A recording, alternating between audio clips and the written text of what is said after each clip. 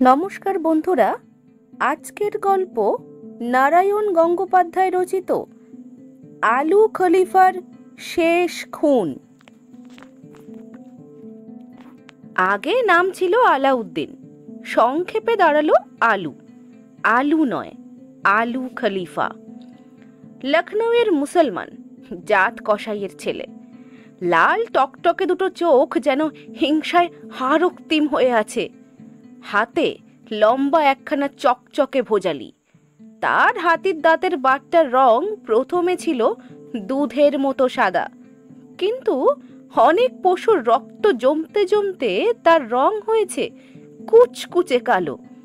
শুধু ভোজালির ফলাটায় এতটুকু মালিন্য পড়েনি, ক্রমাগত রক্ত মাংসের শান পড়ে পড়ে যেন তার উপর থেকে হীরের আলো ঝলকে যায়। আকস্মিক একদিন দর্শন দিলে প্রেত মূর্তির মতো। শীতের সকাল, কিন্তু সকাল হয়নি। শেষ রাত থেকে নেমেছে স্তরে স্তরে কুয়াশা। দূরের নিদ্রিত নির্বাক সিংহাবাদের বিস্তীর্ণ হিজলের বন থেকে, কৃষ্ণকালীর বিলের দুর্গন্ধ ভরা জলের উপর থেকে সেই কুয়াশা উঠে এসেছে। সমস্ত বন্দরটা শীতের আড়ষ্টতায় পড়ে আছে মূর্ছাতুরের মতো। দুহাত দূরের মানুষ চোখে দেখা যায় না। মদ গাঁজা সরকারি লাইসেন্স প্রাপ্ত ভেন্ডার জগদীশ তখন অঘোরে ঘুমে মগ্ন। জগদীশ নেশা করে না, কিন্তু দিন রাত নেশার জিনিস নাড়াচাড়া করে তার ঘ্রাণেন্দ্রিয়ে এক জাতীয় অভ্যস্ততা এসে দেখা দিয়েছে। নিজের পরিচিত জায়গাটিতে না শুলে ঘুম আসে না জগদীশের।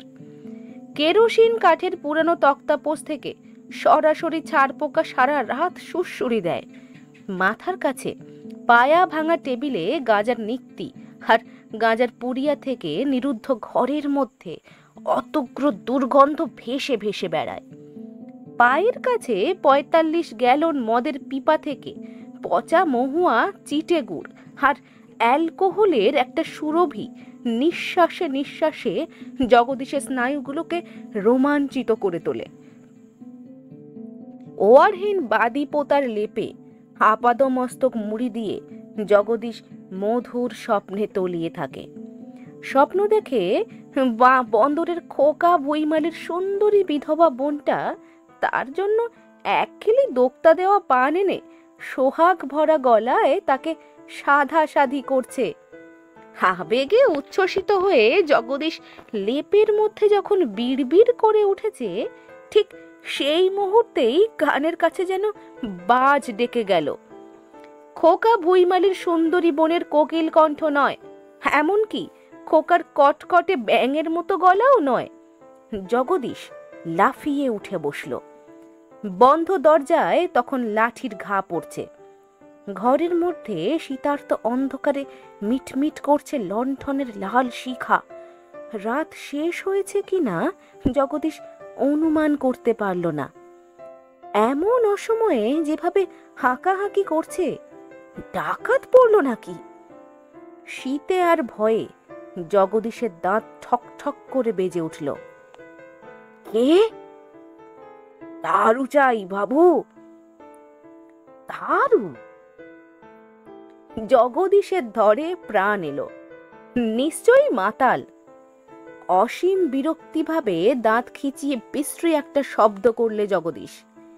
এই মাঝরাত্রিরে দারু? আর কি পেলি নাকি? যা বেটা, পালা। আরো জোর গলায় কথাটার পুনরাবৃত্তি শোনা গেল। দারু চাই বাবু। ক্রুদ্ধ জগদীশ লেপটাকে গায়ে জড়িয়ে নিয়েই উঠে পড়ল। ধরাস করে খুলে ফেললে দরজাটা। যাচ্ছে তাই একটা গাল দিয়ে বললে, সরকারি আইন জানিস? বেলা ৯টার আগে। কিন্তু কথাটা আর শেষ হতে পারল না। শীত মন্থর আড়ষ্ট অন্ধকারকে বিদীর্ণ করে পৈশাচিক ভাবে হেসে উঠল লোকটা। ঝিকিয়ে উঠল হাতের ভোজালি খানা। জগদীশ দাঁড়িয়ে রইল পাথরের মূর্তির মতো। শুধু হাঁটুর অস্থি সংস্থানগুলো যেন বিশৃঙ্খল হয়ে গিয়ে পা দুটো থর থর করে কাঁপতে লাগলো। সরকারি আইন? আইন ভাঙা মানুষ আমরা বাবু, আইন দেখিও না, 2 পয়সা বেশি নেবে নাও, কিন্তু লক্ষ্মী ছেলের মতো 1 বোতল কড়া মাল বার করো দেখি। ভোরবেলায় হামলি আমার ভালো লাগে না। দেখা গেল ভোরবেলায় হামলি জগদীশও পছন্দ করে না। নিঃশব্দে আলমারি খুলে সিল করা 30-এর একটা বোতল বার করলে। কর্ক স্ক্রুর প্যাচ পড়ল। হিস শব্দ করে তীব্র অ্যালকোহলের খানিকটা বিষ বাষ্প ছড়িয়ে গেল হাওয়ায়। কালো কর্তা পরা রাক্ষসের মতো চেহারার মানুষটা বোতলটাকে মুখের কাছে তুলে ধরল। ঢক ঢক ঢক, এক নিঃশ্বাসেই আগুনের মতো 20 আউন্স পানীয় নিঃশেষিত।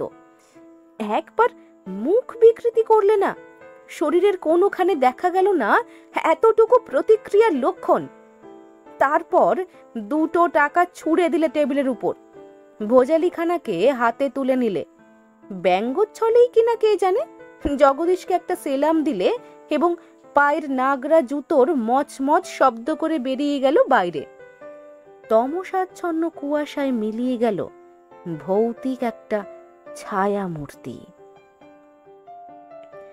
8 ঘন্টা পয়সার চেঞ্জ পাওনা ছিল লোকটার, ফেলে গেছে অবজ্ঞা ভরে।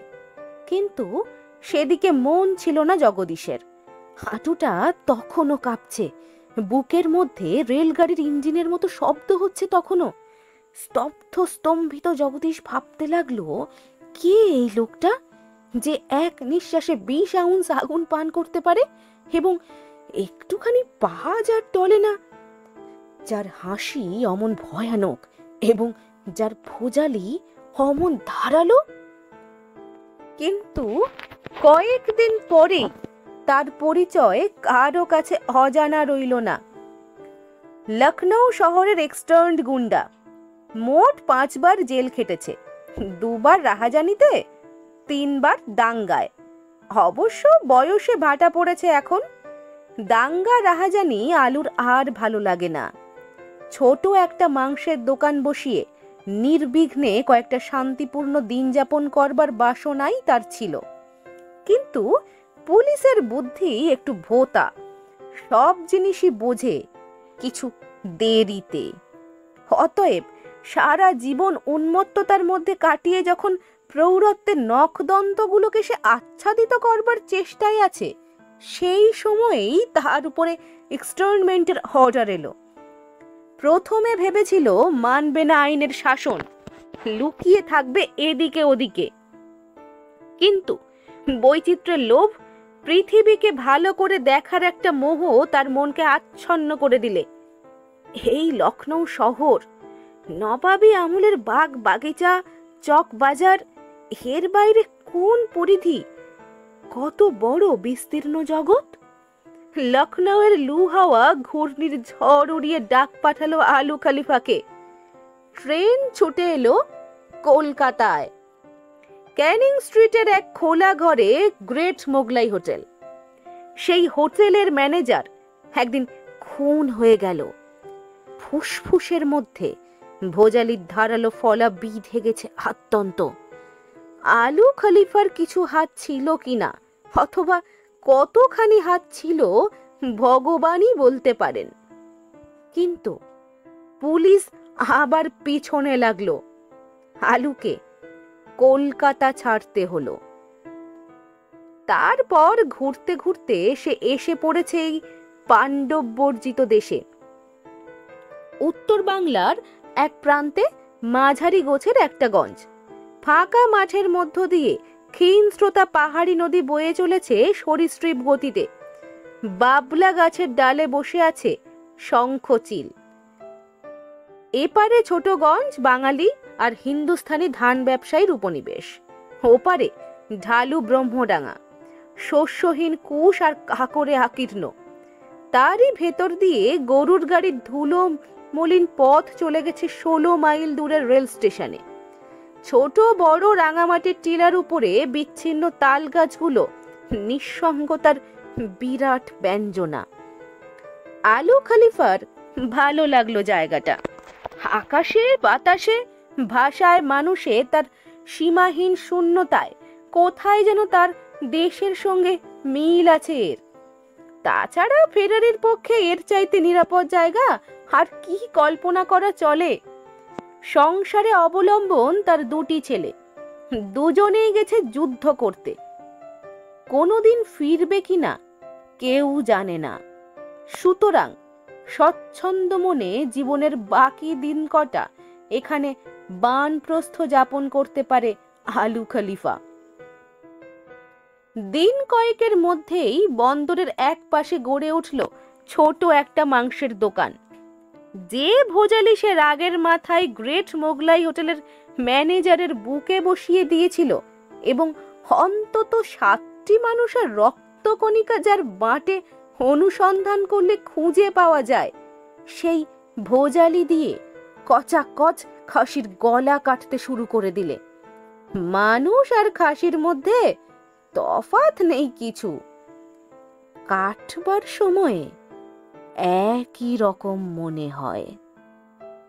তাছাড়া প্রথম মানুষ মারবার যে উত্তেজনা, লখনৌ শহরে 2-3টে সাম্প্রদায়িক দাঙ্গার পরে সেই উত্তেজনা ভোঁতা হয়ে গেছে। মানুষ কাটলে ফাঁসির ভয় আছে, কিন্তু পশুর বেলায় তা নেই।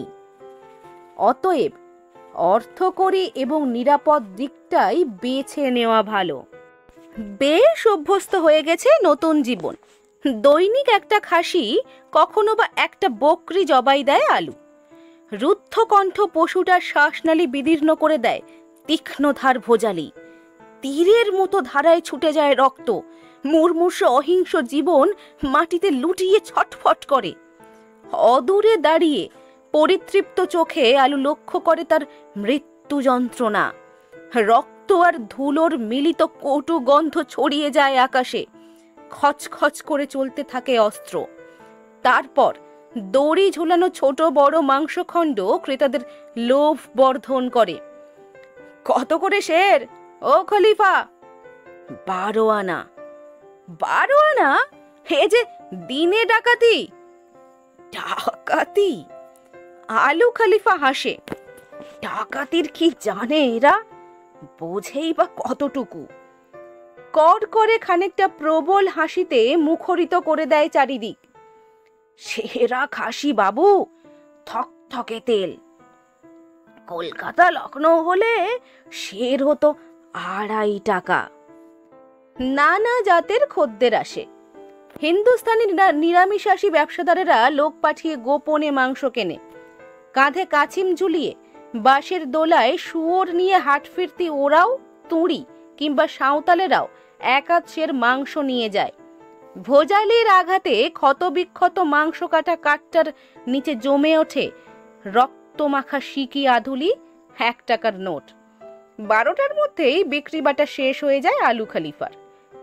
সন্ধ্যায় জগদীশের দোকানে ঢোকে। 1 বোতল 30-এর মদ, ছিলিম 3 গাঁজা। জগদীশের সঙ্গে আলুর প্রগাঢ় বন্ধুত্ব আজকাল। এরকম শাঁসালো খরিদ্দার দুর্লভ। বন্ধুত্বের নিদর্শন স্বরূপ মাঝে মাঝে আলু জগদীশকে মাংস খাওয়ায়। রাত ঘন হয়ে আসে। গ্রাম বন্দরের দোকানগুলো একটার পর একটা ঝাঁপ বন্ধ করে দেয়। মদের দোকান থেকে ফিরে আসে আলু। কোনোদিন খাওয়া হয়, কোনোদিন হয় না। রক্ত আর ক্লেদের উপরে স্যাঁতস্যাঁতে চট বিছিয়ে আলু তার উপর এলিয়ে পড়ে। বাসি মাংসের গন্ধ ঘরময় ভেসে বেড়ায়। হাওয়াতে দড়ি বাঁধা খাসির শেষাংশটুকু ঘড়ির পেন্ডুলামের মতো এদিক ওদিকে দুলতে থাকে। নদীতে হিন্দুস্তানি মাল্লাদের ঢোলের শব্দ আর উদ্দাম চিৎকার শান্ত হয়ে আসে। শুধু বালুচরে থেকে থেকে গাংশালি কেঁদে ওঠে। আলু খলিফা স্বপ্ন দেখে লখনৌ শহরের। দাঙ্গা বেঁধেছে। আল্লাহু আকবার! লাঠির ঠকাঠক শব্দ, মানুষের চিৎকার, লেলিহান আগুন। হাতের ভোজালি বাগিয়ে ধরে ভিড়ের মধ্যে ঝাঁপিয়ে পড়ল রক্তলোলুপ বন্য জন্তুর মতো। বিদ্যুতের মতো ঝলকে উঠল ভোজালি। খাসির গলা নয়, মানুষের বুক। ফিনকি দিয়ে রক্ত এসে আলুর 2খানা হাতকে রাঙিয়ে দিয়েছে। জগদীশ ছাড়া আরো দুটি বন্ধু জুটেছে আলু খলিফার। একটি ছোট মেয়ে, রামদুলারি তার নাম। তার বাপ বাজারে কি এক হালুয়ের দোকানের কারিগর। মাংস কিনতে আসে না, মাংস কিনবার পয়সাও নেই। মাঝে মাঝে দূরে দাঁড়িয়ে লোলুপ দৃষ্টিতে তাকায়। স্নেহ ভালোবাসা বলে কোনো জিনিসই নেই আলুর জীবনে। তবু সেই মেয়েটাকে তার ভালো লাগলো। বছর 5-6 বয়স, এক মাথা ঝাঁকড়া চুল, কালো রঙের উপরে সুঠা মুখশ্রী, গলায় কাঁচের মালা। হাটের শেষে একটা কেরোসিনের টেরি জ্বালিয়ে রাত করে পয়সা খুঁজে বেড়ায়। কি পায় কে জানে, কিন্তু সাধনার বিরাম নেই। আলুই নিজে থেকে যেচে আলাপ করে নিয়েছে ওর সঙ্গে। প্রথম প্রথম কাছে আসতে চায়নি। রক্ত মাংসের মাঝখানে ওই অস্ত্রধারী ভয়ঙ্কর মানুষটাকে দেখে ছুটে পালিয়ে গেছে। আস্তে আস্তে তারপরে সহজ হয়ে এসেছে সমস্ত। সকালে ঝাঁকড়া চুল দুলিয়ে দেখা দেয় ধুলি মলিন রামদুলারি। আজকে কটা বকরি বানালে চাচাজি? দুনিয়ার তামাম মানুষ বকরি হয়ে গেছে বেটি, তাই বকরি আর বানাই না। তাহলে তো দেশভর লোককে জবাই করতে হয়, তাই খাসি কেটেছি। রামদুলারি কথাটা বুঝতে পারে না। বড় বড় বিস্ফারিত চোখে খানিকক্ষণ তাকিয়ে থাকে চাচাজির মুখের দিকে, বলে, দুনিয়ার সব লোক বকরি? বাকরি বই কি, কিন্তু সে থাক। মাটিয়া নেবি বেটি? এই নে, ভালো মাটিয়া রেখেছি তোর জন্যে। 1 পোয়া 8 পোয়া মেটে প্রকাণ্ড মুঠিতে যা ওঠে, কলা পাতার ঠোঙায় করে রামদুলারির হাতে তুলে দেয় আলু খলিফা। ভালো লাগে রামদুলারিকে, ভালো লাগে এই দাক্ষিণ্যটুকু। বাংলাদেশের মাটিতে পা দিয়ে বাংলার স্নেহ সিক্ত কোমলতা তার চেতনায় মায়া ছড়িয়েছে। মাঝে মাঝে মনে হয় নিজের একটা মেয়ে থাকলে খুশি হতো সে। আর একটি বন্ধু জুটেছে, তার নাম বংশীধর। আড়তদার মহাবীর প্রসাদের ছেলে। 20-22 বছর বয়স। এর মধ্যেই সব রকম নেশায় সিদ্ধহস্ত। আলুকে সে তার দোসর করে নিয়েছে। ফলে এই হয়েছে যে জগদীশের দোকানে আলুকে আর গাঁটের কড়ি খরচ করতে হয় না। বংশীধর নিয়মিত তার নেশার খরচ যোগায়। হাতে প্রকাণ্ড ভোজালি নিয়ে বংশীধরের দেহরক্ষীর মতো তার সঙ্গে সঙ্গে ঘুরে বেড়ায় আলু খলিফা। চরিত্রগুণে বংশীধরের শত্রুর অভাব নেই, কিন্তু তার সহচরের দিকে চোখ পড়তেই শত্রুপক্ষে যা কিছু প্রতিদ্বন্দ্বিতা সব প্রশমিত হয়ে যায়। অত্যন্ত খুশি হয় বংশীধর, বলে, 50 টাকা মাইনে দেবো তোমায় খলিফা, তুমি আমার খাস বরকন্দাজ বনে যাও। প্রকাণ্ড মুখে কর করে হাসি হাসে আলু খলিফা। কোনোদিন গোলামি করিনি, আজও করব না। তুমি আমার দোস্ত আছো, এই ভালো। দিন কাটছিল, নিরুত্তাপ নিরুত্তেজ জীবন। আলুর মন থেকে মুছে আসছিল অতীতের যা কিছু স্মৃতি। কোথায় কত দূরে লখনৌ শহর, কোথায় সেসব হিংস্র উন্মত্ত দিন। চোখ বুজে ভাবতে গেলে সত্যকেই এখন স্বপ্ন বলে বিভ্রম এসে যায়। এই ঝাঁপ ফেলা ছোট দোকান, সামনে বন্দর, টিনের চাল, খড়ের চাল, ছোট ছোট ফড়িয়া আর পাইকার, সকলের উপরে জেগে আছে মহাবীর প্রসাদের হলদে রঙের 2 তলা বাড়িটি। প্রতিদিনের চেনা নির্বিরোধ সমস্ত মানুষের মুখ, ধুলোর গন্ধ, বেনেতি মশলার স্বাদ, খাসির রক্ত আর বাসি মাংসের গন্ধ। জগদীশের দোকানে মদের গন্ধ। বাবলা গাছের তলা দিয়ে কাকর আর কুশের তীক্ষ্ণাগ্রে আকীর্ণ দিক প্রান্তের মধ্য দিয়ে তেমনি করে বয়ে যায় ক্ষীণস্রোতা নদী। নিশীথ রাত্রে তেমনি করে গাংশিলিকে ডাক ডাকে। মায়া বসে গেছে এখানে, মায়া বসে গেছে এখানকার স্বল্পাবর্তিত সংকীর্ণ জীবনের উপরে। স্বপ্নের মধ্যে সহস্র গলার আল্লাহু আকবার আর রক্তকে ফেনিল করে তোলে না, রামদুলারের মিষ্টি হাসি আর কচি মুখখানা ভেসে বেড়ায় চোখের সামনে। বয়স বেড়েছে আলু খলিফার, নিত্য সঙ্গী ভোজালির চওড়া ফলাটা ক্ষয়ে এসেছে, আর তেমনি করে দিনের পর দিন ক্ষয়ে যাচ্ছে মনের সেই পাশবিক উগ্রতা, সেই হাদিম হিংস্রতার খর নখরগুলো। দিন কাটছিল, কিন্তু আর কাটতে চায় না। বাংলাদেশে মন্বন্তর এলো। পূর্ব দিগন্ত থেকে, পশ্চিমের রণাঙ্গন থেকে কার একখানা আকাশ জোড়া মহাকায়ের থাবা বাংলাদেশের উপরে এসে পড়ল। নেই নেই নেই, তারপর কিছুই নেই। তারও পরে দেখা গেল শুধু একটা জিনিস মাত্র অবশিষ্ট আছে, সে মৃত্যু। প্রতিকারহীন, উপায়হীন, তিল তিল মৃত্যু। প্রথম প্রথম সবিস্ময়ে জিজ্ঞাসা করত আলু খলিফা, দেশের এ কি হলো ভাই? সংক্ষিপ্ত উত্তর আসত, যুদ্ধ। যুদ্ধ? জং? কিন্তু জং তো আজকের দিনের ব্যাপার নয়। তারই দুই ছেলে তো জঙ্গি হয়ে জার্মান ঘায়েল করতে গেছে। এতদিন এই সর্বাঙ্গীন অভাব কোথায় লুকিয়েছিল? তাছাড়া ছোটখাটো যুদ্ধ সেও না করেছে এমন নয়। সেই সব দাঙ্গা, লাঠির শব্দ, মশালের আলো, যুদ্ধ ছাড়া আর কি হতে পারে? কিন্তু এমন সর্বব্যাপী অভাবের মূর্তি তো চোখে পড়েনি কখনো। খাসির দর বাড়ল, মাংসের দর বাড়ল। 1 পোয়া 8 পোয়ার খদ্দেররা আর এ পথ মারায় না। দলে দলে দেহাতি লোক বন্দরে আসে, ভিক্ষা চায়, কাঁদে, হাট খোলার পাশে পাশে পড়ে মরে যায়। দিনের বেলাতেই শেয়াল কুকুরে মরা খায় এখানে ওখানে। যুদ্ধ নেই, নেই, কিছুই নেই। সাধারণ মানুষ যেন মৃত্যুর সঙ্গে মুহূর্তে মুহূর্তে লড়াই করে দিন গুজরান করে। হে এক আচ্ছা তামাশা, হেও এক জং। আলু খলিফার বুকের রক্ত চনচন করে ওঠে উত্তেজনায়। প্রতিপক্ষকে যেখানে চোখে পায় না, অথচ যার অলক্ষ্য মৃত্যুবান অব্যর্থভাবে হত্যা করে চলেছে, তাকে হাতের কাছে পাওয়ার জন্য একটা হিংস্র কামনা অনুভব করে আলু। 1 পোয়া 8 পোয়ার খদ্দের নেই, কিন্তু 2 সের 8 সেরের খদ্দের বেড়েছে। একটার জায়গায় 2টো খাসি জবাই করতে হয়, হাটবারে 4টে। আলু একা মানুষ, অভাববোধ তার কম, তবুও অভাব এসে দেখা দিয়েছে। দামি মাংসের দামি খদ্দের বেড়েছে।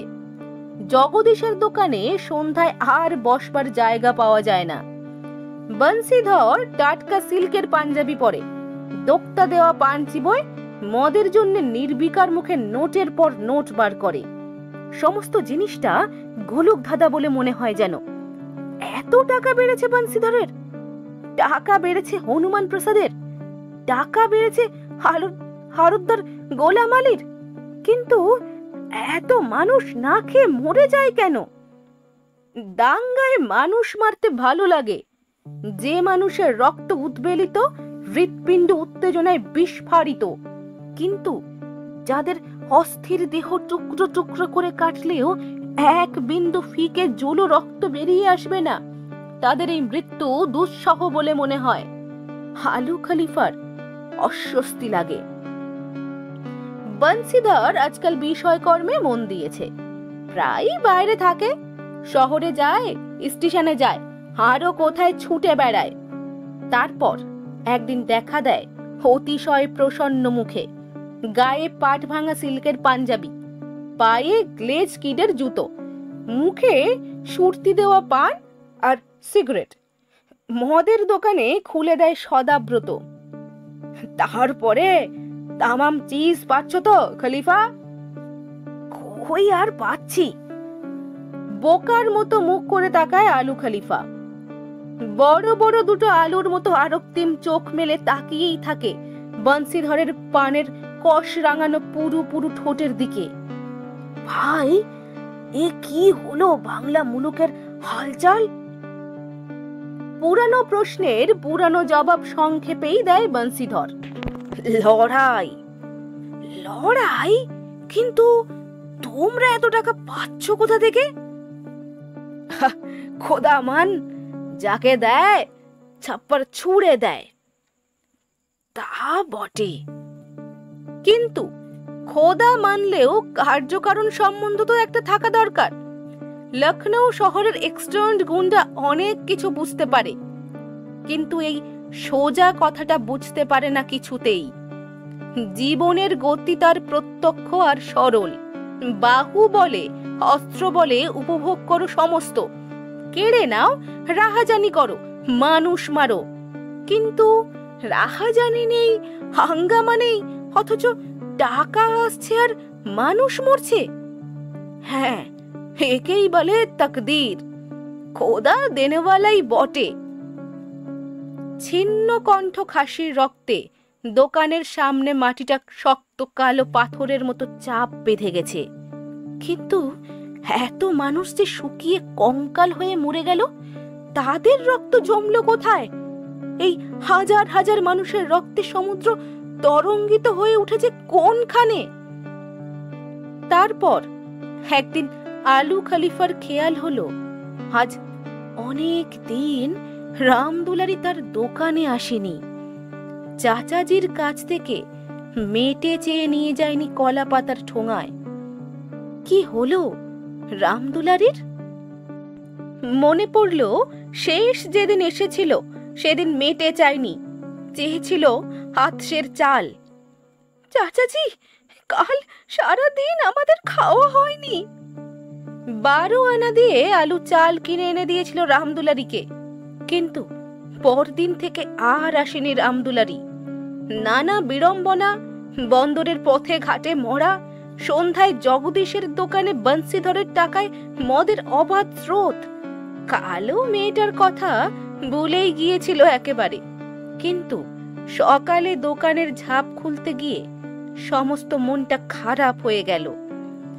সত্যনারায়ণ হালুইয়ের ঘর বন্দরের বাইরে। আলু বেরিয়ে পড়ল রামদুলারির সন্ধানে। সত্যনারায়ণের অবস্থা খারাপ, কিন্তু এত যে খারাপ আলু তা জানতো না। ভাঙা খোঁচড়া ঘর দাঁড়িয়ে আছে অসহায় ভাবে। নদীর বাতাসে তার চালটা কাঁপছে ঠক ঠক করে। বারান্দায় একটা ভাঙা খাটিয়া, তার উপরে আছাড়ি পিছাড়ি কাটছে সত্যনারায়ণ হালুইয়ের বউ। রামদুলারি কাহা? রামদুলারি? সত্যনারায়ণের বউ আরো তার স্বরে চেঁচিয়ে কেঁদে উঠল। নামজাদা গুন্ডা আলু খলিফার বুক কাঁপতে লাগলো। জীবনে এই প্রথম ভয় পেয়েছে। এই প্রথম আশঙ্কায় তার গলা শুকিয়ে কাঠ হয়ে এসেছে। কি হয়েছে? কোথায় রামদুলারি? রামদুলারি নেই। হ্যাঁ, সত্যি সে মরে গেছে। ভারী অসুখ হয়েছিল, কিন্তু এক ফোঁটা দাওয়াই জোটেনি। মরবার আগে চেঁচিয়েছে ভাত ভাত করে। গলা বসে গেছে, কোটরের মধ্যে ঢুকে গেছে দুটো মুড়মুড়ো চোখ। চি চি করে আর্তনাদ করেছে ভাতের জন্যে, কিন্তু ভাত জোটেনি। কোথায় ভাত? রামদুলারি মরে গেছে। তার মুখে আগুন ছুঁইয়ে শীর্ণ দেহটাকে নদীর জলে গাংসাই করে দিয়ে এসেছে বাপ সত্যনারায়ণ। টলতে টলতে চলে এলো আলু খলিফা। সে খুন করবে। বহুদিন পরে খুন করবার প্রেরণায় তার শিরা স্নায়ুগুলো ঝরঝর করে উঠেছে। খুন করবে তাকেই যে রামদুলারিকে মেরে ফেলেছে, শুষে খেয়ে ফেলেছে। কিন্তু কোথায় পাওয়া যাবে সেই অদৃশ্য শত্রুকে, যার অলক্ষ্য মৃত্যুবান অব্যর্থ লক্ষ্যে হত্যা করে চলেছে? কোথায় সেই প্রতিদ্বন্দ্বী? ভোজালির সীমানার মধ্যে তাকে পাওয়া যায় কি করে? জগদীশের দোকান। আলুর মুখ দেখে জগদীশ চমকে গেল। কি হয়েছে খলিফা? আলু সে কথার জবাব দিলে না, শুধু বললে, একটা বোতল। এই অসময়ে? আলু চেঁচিয়ে উঠল কদর্য একটা গাল দিয়ে, তাতে তোমার কি? জগদীশ আর কথা বাড়ালো না, নিঃশব্দে বোতল খুলে দিলে আলুর দিকে। কি যেন হয়েছে লোকটার, এমন মুখ, এমন চোখ সে আর কখনো দেখেনি। যেন থমথম করছে ঝড়ের আকাশ। এক বোতল, দু বোতল, আলু কাঁদতে জানে না। তার চোখের জল আগুন হয়ে ঝরে পড়তে লাগলো। খুন করবে, খুন করবে সে, কিন্তু কোথায় তার প্রতিদ্বন্দ্বী, তার শত্রু? গা টলছে, মাথা ঘুরছে। বহুদিন পরে আজ আবার নেশা হয়েছে আলুর।